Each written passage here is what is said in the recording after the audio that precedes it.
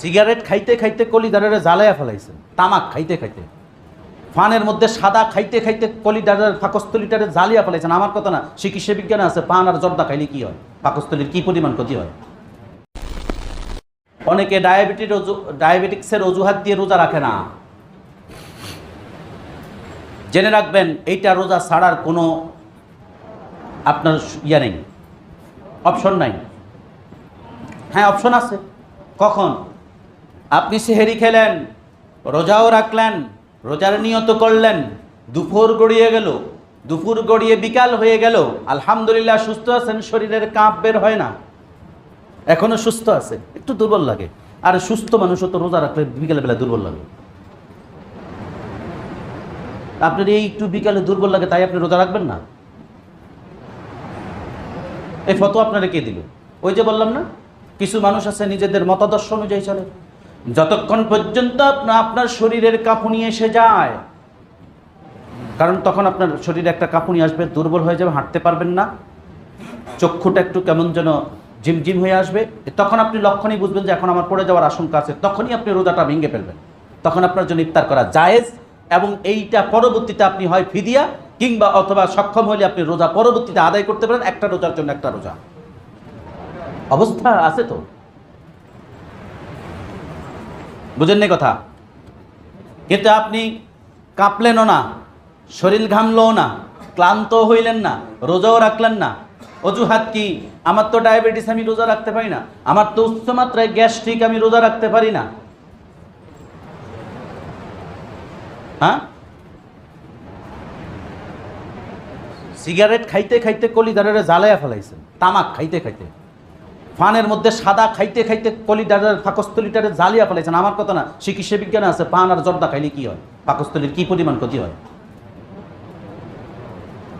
হ্যাঁ, খাওয়ার কারণে পায়ুপথে এমনকি খাদ্যনালীতে ক্যান্সার হয়, এই সমস্ত খাবারগুলোর কারণে। তো রোগ তো আপনি বানাইছেন, এই রোজা ছাড়ার জন্য রোগ বানাইছেন ইচ্ছা করে। এগুলো ছাড়েন, আল্লাহ আমাদেরকে তাওফিক দান করুন। সম্মানিত হাজিরিন, আল্লাহ বলেন হুদাল্লিন নাস, মানুষের হেদায়েতের জন্য। আর কি বলেন? ওয়া বাইয়িনাতিন মিনাল হুদা। আল্লাহু আকবার। আল্লাহ বলেন যে সুপথের উজ্জ্বল নিদর্শন তোমাদের জন্য। আর কি? ওয়াল ফুরকান, হক এবং বাতিলের প্রভেদ, পার্থক্যকারী। কিন্তু এখন পর্যন্ত আপনি নামে মুসলমান, ইয়া আইয়ুহাল্লাযিনা আমানু, ঈমানদার, কিন্তু ওয়াল ফুরকান কোরআনের এই শব্দ আপনার বোধগম্য হলো না। আল্লাহ বলতেছেন ওয়াল ফুরকান, এই রমাদান মাসে কোরআন দিয়েছি তোমাদের হেদায়েতের জন্য, সুপথ প্রাপ্ত হওয়ার জন্য। ওয়া বাইয়িনাতিন মিনাল হুদা, সুপথ প্রাপ্ত হওয়ার জন্য তোমাদেরকে কোরআন দিয়েছি। ওয়াল ফুরকান, কোনটা হক আর কোনটা বাতিল এটা বুঝার জন্য কোরআন দিয়েছি রমাদান মাসে। এই ফুরকান শব্দটা আজও অবধি পর্যন্ত এই জাতি বুঝলো না।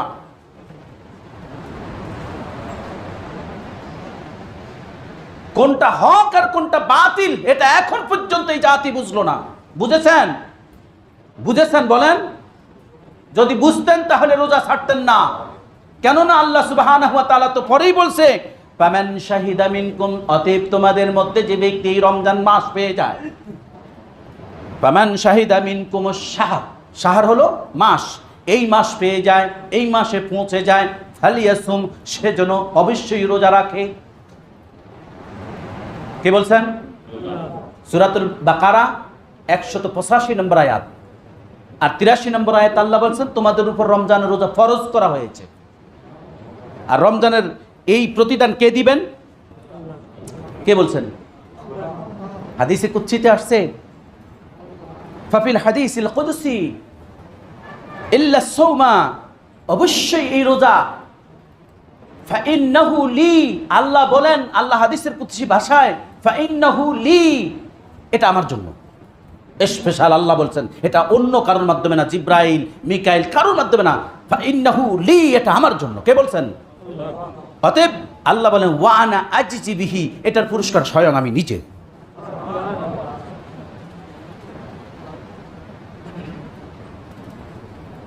ওয়া আনা আজজি বিহি, এই রমাদানের রোজার পুরস্কার স্বয়ং আল্লাহ, ওই ব্যক্তির জন্য স্বয়ং পুরস্কার স্বয়ং আল্লাহ।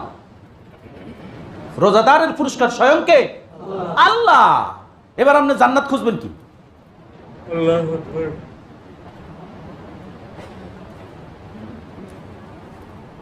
বড় স্যার বড় নেতা যদি তার নিম্নস্থ কার উপরে হাত রাখে, সে তো তার সব পায়া গেছে, দুনিয়াদারি সব পায়া গেছে। দেখেন না মাঠে ময়দানে, দেখেন না মাথায় হাত দিছে তো বাস, এখন মাথায় হাত লাগে না। পাশের থেকে একটা ছবি তুললেই এখন আপনাকে এটা বলে বেড়াবে, এই দেখেন তার সাথে আমার ছবি। তার মানে আপনি এত লাউহে মাহফুজ পর্যন্ত পৌঁছে গিয়েছেন, এখন দুনিয়ার এই মানুষগুলো আপনাকে আর লাভ পাবে না। এই না অবস্থা? হ্যাঁ, আল্লাহ সুবহানাহু ওয়া তাআলা স্বয়ং নিজেই রোজার পুরস্কার।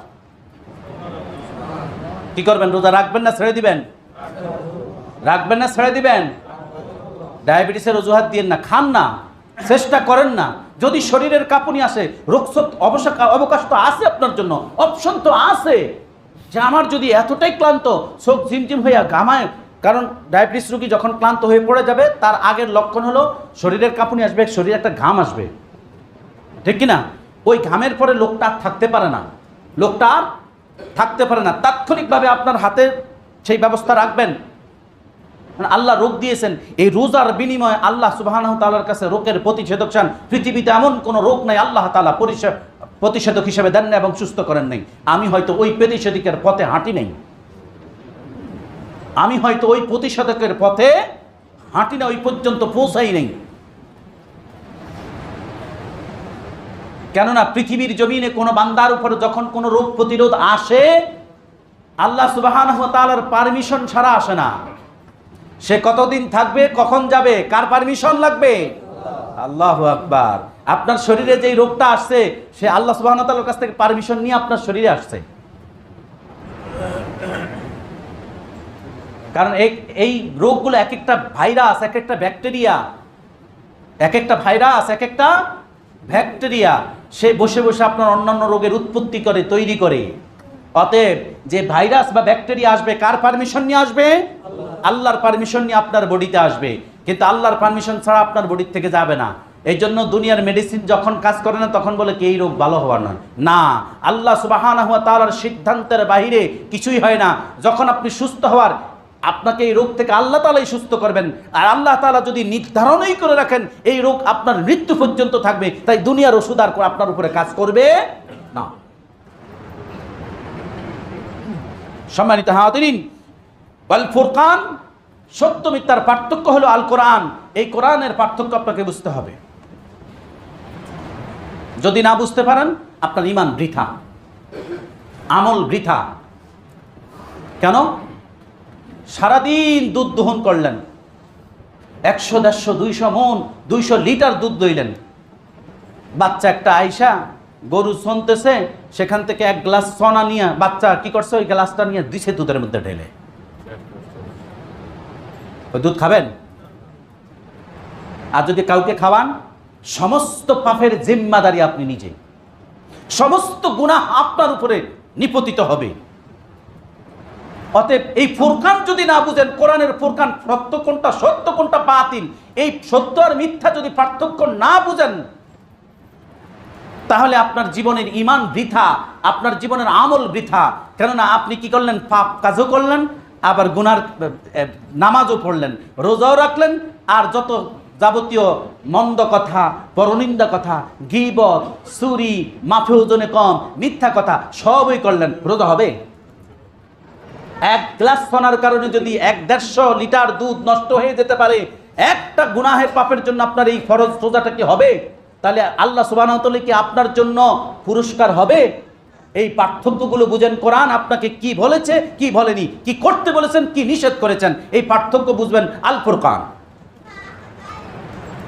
আল্লাহ সুবহানাহু ওয়া তাআলা আমাদের সকলকে, রমাদান মাসে কোরআন নাজিল হয়েছে আমাদের হেদায়েতের জন্য। তাহলে হেদায়েতের পথগুলো কি, হেদায়েতের রাস্তাগুলো কি, আর ফুরকান দ্বারা আল্লাহ তাআলা হক আর বাতিলগুলো কি বুঝিয়েছেন, আমাকে এই কোরআন থেকে অনুধাবন করতে হবে, রাসূলের জীবন আদর্শ থেকে গ্রহণ করতে হবে, রাসূলের হাদিস থেকে আমাকে গ্রহণ করতে হবে, আইএমএ মুস্তাহিদিনদের থেকে আমাকে মত পথ গ্রহণ করতে হবে।